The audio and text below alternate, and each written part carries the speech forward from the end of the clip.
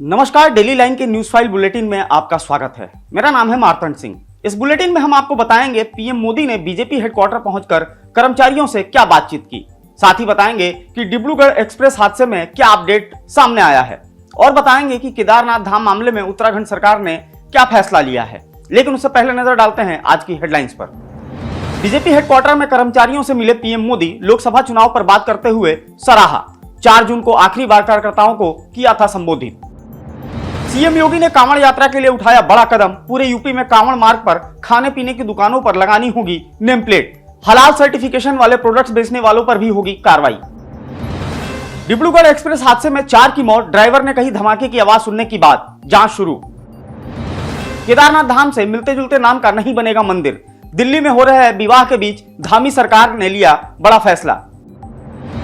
NEET मामले पर SC का आदेश, रिजल्ट सिटी और सेंटर वाइज जारी करने के आदेश। रांची रिम्स की छात्रा हिरासत में।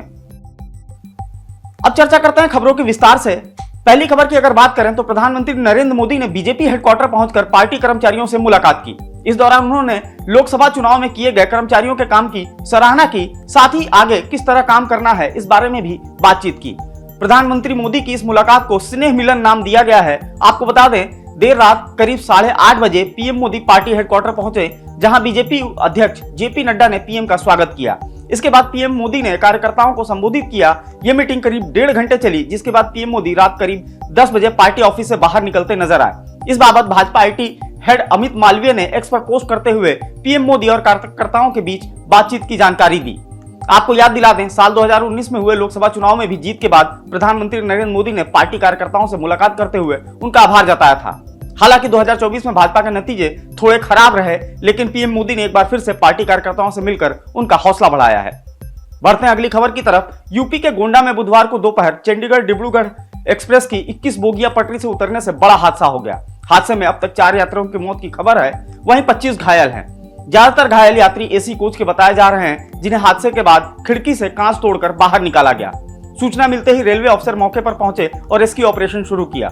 वहीं लोको पायलट ने एक्सीडेंट से पहले धमाके की आवाज सुनने का दावा किया है, जिसके बाद से प्रशासन अलर्ट मोड पर नजर आ रहा है। मामले की हाई लेवल जांच के आदेश दिए गए हैं। हालांकि डीजीपी प्रशांत कुमार ने किसी तरह के विस्फोट होने की बात से इनकार किया है।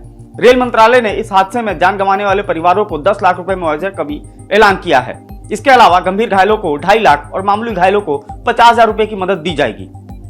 अगली खबर की अगर बात करें तो दिल्ली के बुराड़ी में बनाए जा रहे केदारनाथ मंदिर को लेकर लगातार राजनीति और बयानबाजी हो रही थी, जिस पर अब उत्तराखंड कैबिनेट ने बड़ा फैसला लिया है।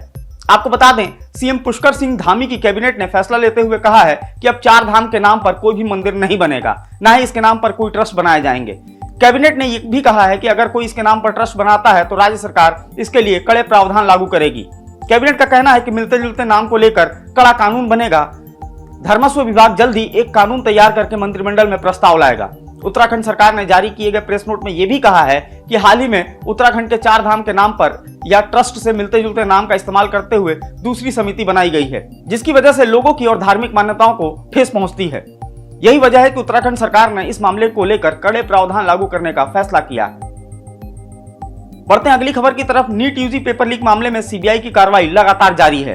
अब कथित तौर पर सालवर गैंग से जुड़े होने के आरोप में रांची रिम्स प्रथम वर्ष की छात्रा को सीबीआई ने हिरासत में लिया है। बताया जा रहा है कि सीबीआई ने छात्रा के इलेक्ट्रॉनिक गैजेट्स और फोन जब्त कर लिए हैं। एजेंसी इस बात की जांच कर रही है कि उसने सॉल्व आंसर फॉरवर्ड किए थे या नहीं। माना जा रहा है कि पहले गिरफ्तार किए जा चुके लोगों से मिले सुरागों के आधार पर सीबीआई ने यह कार्रवाई की है। आपको बता दें, नीट मामले में एससी ने सख्त आदेश देते हुए एनटीए को सिटी और सेंटर वाइज रिजल्ट जारी करने के आदेश दिए हैं। अदालत ने एनटीए को निर्देश दिया है कि कैंडिडेट्स के रिजल्ट शनिवार दोपहर 12 बजे तक सेंटर वाइज और सिटी वाइज अपलोड करें। कोर्ट का आदेश है कि रिजल्ट अपलोड करते वक्त उम्मीदवार की पहचान जाहिर न की जाए। मामले की अगली सुनवाई 22 जुलाई को होगी। हार्दिक पांड्या और नताशा ने अपने अलग होने का ऐलान कर दिया है। दोनों ने इंस्टाग्राम पर इस बाबत जानकारी दी है। हार्दिक ने कहा कि अब वे और नताशा मिलकर बेटे अगस्त को हर खुशी देने की कोशिश करेंगे। हार्दिक ने लिखा, 4 साल साथ रहने के बाद नताशा और मैंने मिलकर अलग होने का फैसला किया है। हमने साथ मिलकर बहुत कोशिश की और सब कुछ लगा दिया। अब हमें लगता है कि अलग होने में ही हम दोनों की भलाई है। बढ़ते हैं अगली खबर की तरफ। 18 जुलाई को महाप्रभु जगन्नाथ मंदिर से भीतरी रत्न भंडार में रखा खजाना निकाला गया। इस काम के लिए राज्य सरकार की तरफ से बनाई गई कमेटी के 11 सदस्य बीते दिन सुबह करीब 9 बजे भीतरी भंडार के अंदर गए और वहां से 3 संदूक निकाले। बताया जा रहा है कि सभी संदूकों के अंदर बॉक्स रखे हुए थे जिसमें सोना भरा था। बताया जा रहा है कि टीम के एक सदस्य ने संदूकों को बाहर निकालने की कोशिश की, लेकिन भारी होने की वजह से संदूक नहीं निकले। इसके बाद तय किया गया कि खजाने को निकालकर शयन कक्ष में शिफ्ट किया जाएगा। टीम की माने तो मिले हुए रत्न और पत्थरों का हिसाब लगाना आसान नहीं है, लेकिन इनकी अनुमानित कीमत 100 करोड़ रुपए से भी ज्यादा हो सकती है। अगले खबर की अगर बात करें तो उत्तर प्रदेश में लगातार पिछले एक हफ्ते से बाढ़ के हालात कई जिलों में देखने को मिल रहे हैं। ऐसे में सबसे ज्यादा बुरे हालात गोरखपुर के बताए जा रहे हैं। जानकारी के मुताबिक यहां राप्ती नदी खतरे के निशान से ऊपर बह रही है, जिसकी वजह से अब तक 55 गांव डूब चुके हैं। लगातार एनडीआरएफ और एसडीआरएफ की टीम राहत बचाव कार्य में जुटी हुई है। दूसरी ओर बनारस में भी 30 घाट गंगा की बाढ़ में डूब चुके हैं। फिलहाल आज मौसम विभाग ने देश के 13 राज्यों में भारी बारिश का अलर्ट जारी किया है। अगली खबर की अगर बात करें तो बांग्लादेश में आरक्षण को लेकर पूरे देश भर में हिंसा हो रही है। अब तक 39 प्रदर्शनकारियों की मौत हो चुकी है। हिंसा पर काबू पाने के लिए मोबाइल इंटरनेट बंद कर दिया गया है। पूरे देश की सड़कों पर सेना उतार दी गई है। नौकरी में आरक्षण खत्म करने की मांग कर रहे बांग्लादेश के छात्रों का आंदोलन अब हिंसक हो गया है। हालात इतने खराब हैं कि पुलिस के साथ झड़प में 39 प्रदर्शनकारियों की मौत हो चुकी है। 2500 से ज्यादा प्रदर्शनकारी जख्मी हैं। लाठी डंडे और पत्थर लेकर सड़कों पर घूम रहे प्रदर्शनकारी बसों और निजी वाहनों को आग के हवाले कर रहे हैं। वहीं भारतीय उच्चायोग ने बांग्लादेश में रह रहे भारतीयों के लिए एडवाइजरी जारी की है। इसमें बांग्लादेश में रहने वाले भारतीय छात्रों को यात्रा से बचने की सलाह दी गई है। अगली खबर की अगर बात करें तो डिफेंडिंग चैंपियन भारतीय वुमेन्स टीम एशिया कप के पहले मैच में शुक्रवार को सुबह सबसे बड़े राइवल पाकिस्तान से भिड़ेगी। अक्टूबर में होने वाले वुमेन्स T20 वर्ल्ड कप की तैयारियों के लिए इस टूर्नामेंट को काफी अहम माना जा रहा है। आपको बता दें, हरमनप्रीत की कप्तानी वाली भारतीय टीम का एशिया कप में दबदबा रहा है। इंडिया ने 4 में से 3 बार एशिया कप का T20 खिताब और 4 बार वनडे एशिया कप में जीत दर्ज की है।